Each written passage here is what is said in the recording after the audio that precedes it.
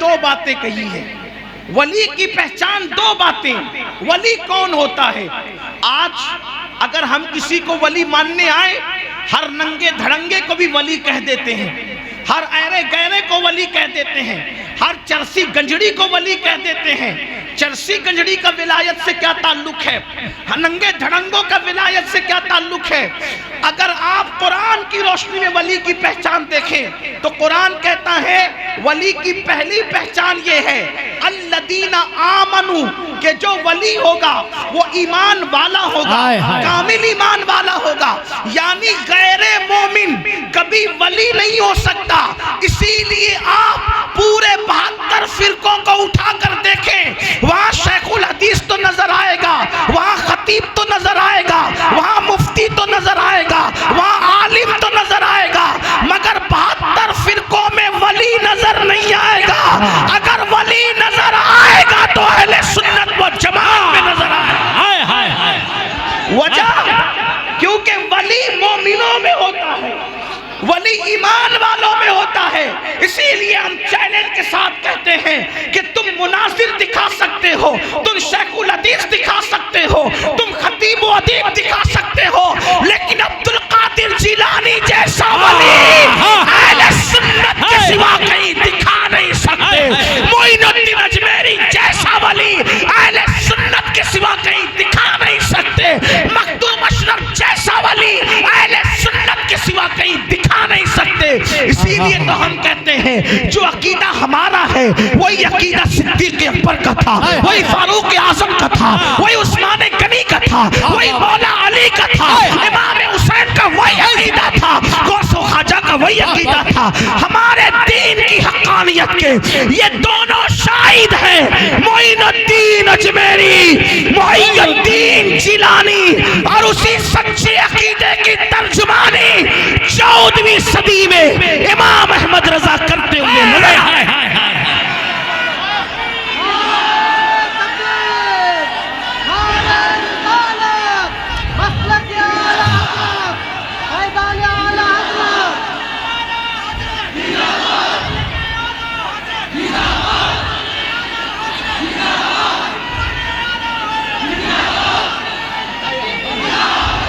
ماشاءاللہ.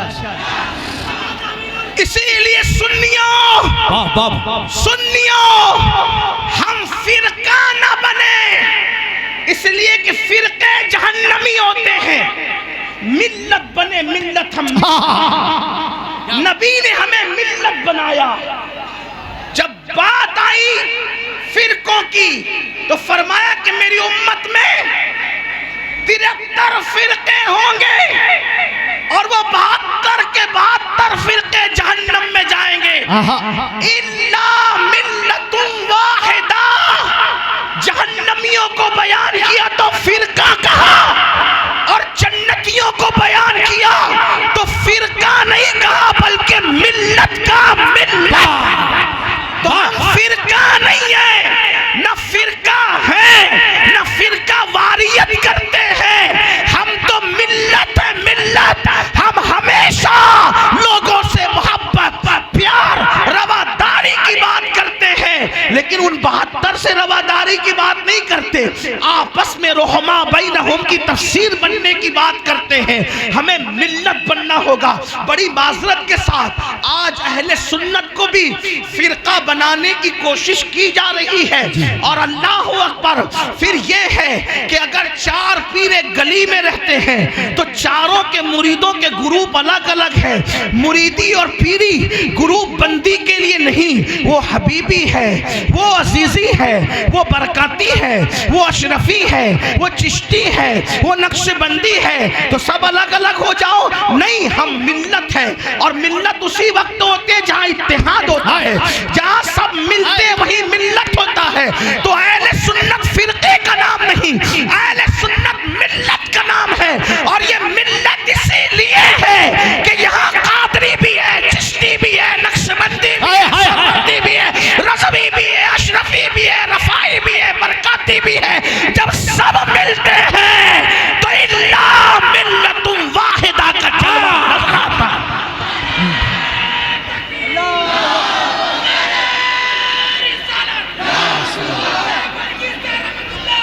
زندہ باد.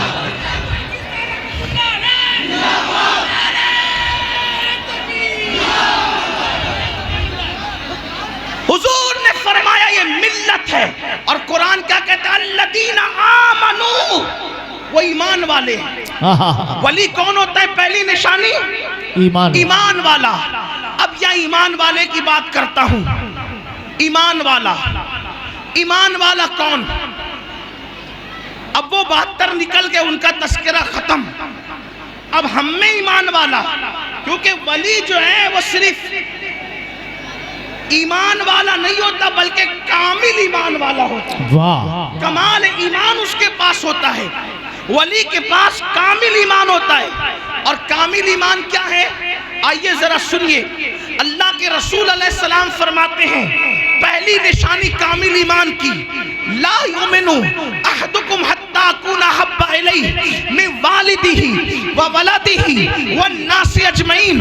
تم میں کا کوئی اس وقت تک کامل مومن نہیں ہو سکتا جب تک اپنے نبی سے، اپنے باپ سے زیادہ پیار نہ کرے، اپنی ماں سے زیادہ پیار نہ کرے، اپنی اولاد سے زیادہ پیار نہ کرے، اور تمام لوگوں سے زیادہ پیار نہ کرے. بنارس والوں، وارانسی والوں، میری قوم کے جوانوں، تھوڑا سا درد دل پیش کرنا چاہتا ہوں اور اہل منبر سے معذرت چاہتا ہوں. اللہ کے نبی نے کیا فرمایا؟ کامل ایمان اس وقت ہوگا جب تم سب سے زیادہ اپنے نبی سے پیار کرو گے. آج مجھے سنیوں سے ایک شکایت ہے، کیونکہ مجمع سنیوں کا ہے، مجمع سنیوں کا ہے، شکایت سنیوں سے ہے. سنیوں اب اپنے اسٹیجوں کا حال بدل رہا ہے.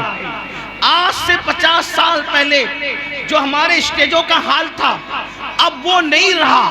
مطلب کیا؟ حضور علیہ السلام کی تعریف، حضور کی توصیف، حضور کے معجزات ہمارے اسٹیج پہ کتنے بیان ہوتے ہیں. جس ولی کو کوئی نہیں جانتا، گلی میں اس کا نام بھی نہیں پتا، جس کا نام نہیں پتا اس کو لوگ غیبن شاہ کہتے ہیں. جس کا نام نہیں پتا اس کو لوگ اکثر غیبن شاہ کہتے ہیں، نام نہیں پتا. ایسے ولیوں کے تعریف کے لیے، حالانکہ میں منع نہیں کر رہا ہوں لیکن ایک دکھ میں سنا رہا ہوں اپنے دل کا، ایسے ولیوں کی تعریف کے لیے ہم محفلیں سجاتے ہیں، لیکن اپنے نبی کی تعریف کے لیے ہم کتنی محفلیں سجاتے ہیں. آپ مجھے بتائیں. اور ایک بات آپ کو بتاؤں، معاف کیجئے گا، ہو سکتا ہے میں غلط بھی بول رہا ہوں، غلطی کروں گا تو یہ میری اصلاح کریں گے. اگر بلقی شاہ کا نام آئے تو پورا مجمع اچھل رہا ہے، تو کیا رسول اللہ کے نام پہ بھی تم اتنا اچھلتے ہو؟ اگر تم اتنا ہی اچھلتے ہو نبی کے نام پہ جتنا اپنے پیر کے نام پہ اچھل رہے ہو، اور اگر ایسا نہیں ہے، نبی کا نام آئے تو پورا مجمع خاموش اور اپنے پیر کا نام آئے تو پورا مجمع اچھلتا ہے، تو اس کا مطلب عملی طور پہ آپ ثبوت کیا دینا چاہتے ہیں؟ کیا ایسا نہیں ہو گیا معاذ اللہ؟ زبان سے تو نہیں کہہ رہے ہو لیکن کہیں نہ کہیں عملی طور پہ یہ ہے کہ آپ رسول اللہ صلی اللہ علیہ وسلم کی محبت کے علاوہ کسی اور کی محبت کو پرموٹ کر رہے ہو. میں سب کو مانتا ہوں مگر مصطفیٰ دنیا میں جتنے احترام کے قابل لوگ میں سب کو مانتا ہوں مگر مصطفیٰ کے بعد ہم ابو بکر صدیق کو اس لیے نہیں مانتے کہ وہ ابو قحافہ کے بیٹے ہیں. ہم ابو بکر کو اس لیے مانتے ہیں کہ وہ میرے مصطفیٰ کے صحابی ہیں. کیا کہنے؟ ہم علی کو اس لیے نہیں مانتے کہ وہ ابو طالب کے بیٹے ہیں.